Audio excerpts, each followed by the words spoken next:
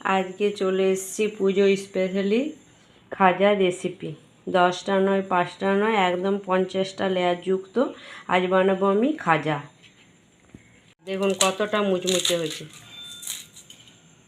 একদম পুরো গুঁড়ো হয়ে যাচ্ছে। আমি কিভাবে বানাচ্ছি পুরো ভিডিওটা দেখতে থাকুন, ভালো লাগবে আশা করি। নমস্কার বন্ধুরা, আজকে শুক্লা রান্নাঘরে সবাইকে স্বাগত।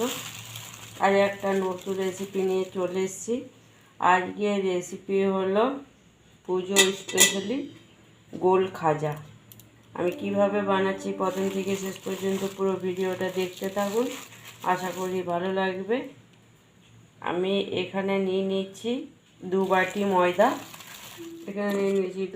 ময়দা। আমি কিভাবে বানাচ্ছি প্রথম থেকে শেষ পর্যন্ত পুরো ভিডিওটা দেখতে থাকুন, আশা করি ভালো লাগবে। এখানে দিয়ে দিচ্ছি পরিমাণ মতো নুন।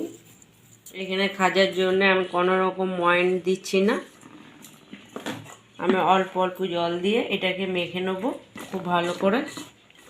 আর বেশি উপকরণও লাগবে না, ঘরে থাকা কয়েকটা উপকরণই বানানোটা হয়ে যাবে খাজাটা। এই খাজাটা বানানোটাও খুবই সোজা।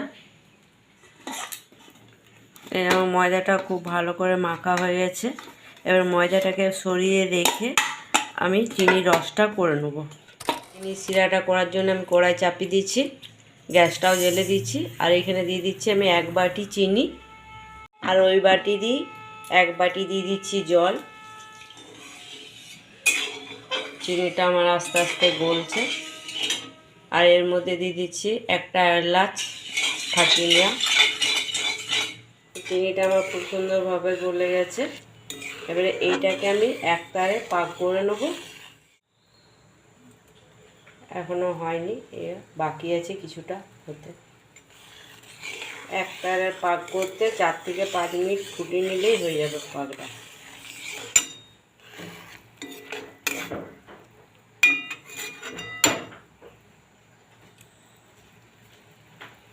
আমার হয়ে এসছে একতারের পাক। এবার আমি গ্যাসটাকে বন্ধ করে দেবো। বন্ধ করে ওই চিনির শিরাটা আমি ঠান্ডা হতে দেবো। তবে একবারই ঠান্ডা করলে চলবে না, একটু হালকা গরম রাখতে হবে।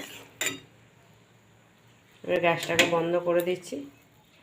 এখানে আমি একটা বাটিতে করে কর্নফ্লাওয়ার নিয়ে নিয়েছি, এই চামচটা 2 চামচ। আর এখানে দিয়ে দিচ্ছি 2 চামচের মতো সাদা তেল। আপনারা সাদা তেলের জায়গায় ঘি দিয়েও করতে পারেন। এবার খুব ভালো করে আমি মিশ্রণটা মিশিয়ে নেবো খুব ভালো করে। তেল আর কর্নফ্লাওয়ার মিশ্রণটা খুব ভালো করে আমি মিশিয়ে নিলাম। এবারে এইটাকেও আমি সরিয়ে রেখে দেবো। এবারে ময়দাটাকে আমি আরেকবার খুব ভালো করে মেখে নেবো। এটা 5 থেকে 6 মিনিট 7 মিনিট রাখা হয়ে গেল রেস্টে। কতটা সফট হয়েছে। এবারে এগুলো আমি লিচি কেটে নিচ্ছি। আমি 5টা লিচি কাটবো। আপনারা 5টার জায়গায় 6-7টা করেও লেয়ার দিতে পারেন। এবারে লিচিগুলোকে আমি পাকিয়ে নিলাম খুব ভালো করে। এবারে একটু একটু ময়দা দিয়ে আমি বেলে নেব। তবে খুব বেশি ময়দা দেবো না, একটু করেই দেবো। পাতলা করে বেলে নিয়েছি, তবে এগুলো পাতলা করেই বেলতে হবে। এবার এইভাবে থালার মধ্যে একটু করে ময়দা ছিটিয়ে দিচ্ছি, তারপরে একটা করে এইভাবে রেখে দিচ্ছি। তার উপরেও এইভাবে ময়দা ছিটিয়ে ছিটিয়ে একটার উপর একটা রাখবো, তাহলে ছিটবে না। বাকিগুলো আমি ওইভাবে পাতলা পাতলা করে বেলে নেব। এই সমস্ত রুটিগুলো আমার বেলা হয়ে গেছে। এবারে যে কর্নফ্লাওয়ার আর তেলের মিশ্রণটা করে রেখেছি সেটা দিয়ে দিচ্ছি এর উপরে খুব ভালো করে।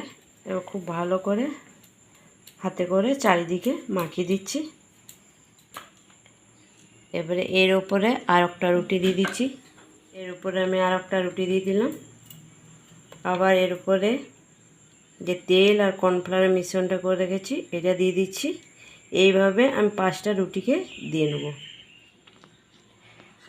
সব মিশ্রণটা আমি সবারই শেষে পুরোটাই দিয়ে দিলাম খুব ভালো করে। এইভাবে আমি এবারে কেটে নিচ্ছি।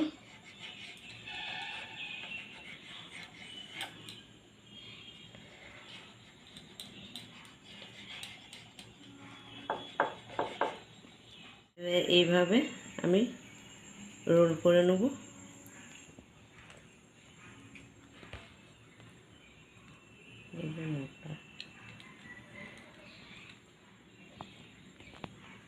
এইভাবে রোল করে নিচ্ছি। এবার যে এই অংশটা আছে এটা এইভাবে নিচের দিকে এরকম করে চেপে দিচ্ছি।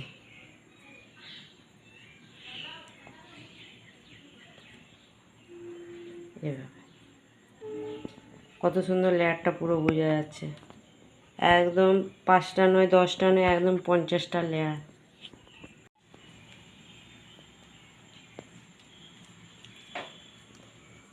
এইটা যেটা আছে সেটা এরকমভাবে নিচে দিকে করে দেবো, খুব ভালো করে চেপে দেবো।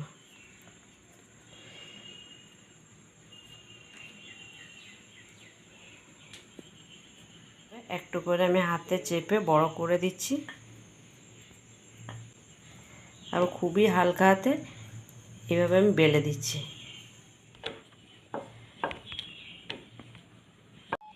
লেয়ারগুলো কত সুন্দর বোঝা যাচ্ছে।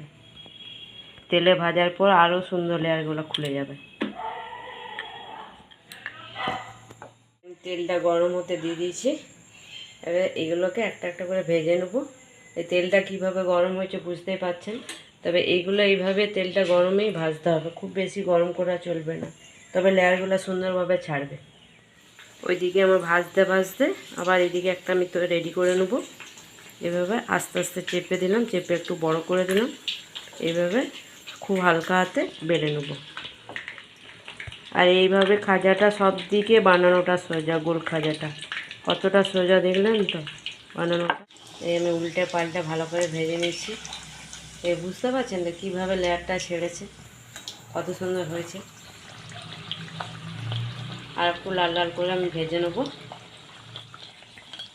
এই আমার ভাজা হয়ে গেছে। এরকমভাবে আমি একটু লাল লাল করে ভেজে নিলাম। এবার তুলে নেব। এবার খুব ভালো করে তেলটা ঝরিয়ে নেব। লেয়ারের ভেতরে ভেতরে পুরো তেলটা ঢুকে আছে। সময় ধরে এরকম করে একটা ভাজার জন্য দিয়ে দিচ্ছি। যেমন দেখেই তো বোঝা যাচ্ছে লেয়ারগুলো, পুরো লেয়ারগুলো।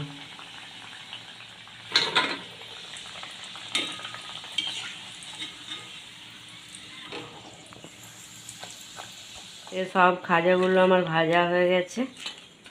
এ দেখে বুঝতে পারছেন লেয়ারগুলো কত সুন্দর লেয়ারগুলো ছেড়েছে। আমি এইভাবে এবার চিনির রসে আমি ডুবাচ্ছি না, এইভাবে আমি চিনির রসটাকে দিয়ে দিচ্ছি। আপনারা চাইলে ডুবিয়ে দিতে পারেন। এইভাবে সবগুলোতে আমি চিনির রসটা এইভাবে দিয়ে দেবো। এই খাজাটা ঘরে থাকা কয়েকটা উপকরণ দিয়েও বানানোটা হয়ে যাবে, আর বানানোটা একদম সোজা।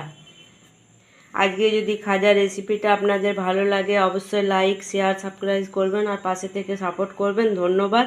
আর এই পুজো আসছে, পুজো তো হাতে গোনা কয়েকটা দিন বাকি আছে, আপনারা পুজোতে বানিয়ে খাবেন।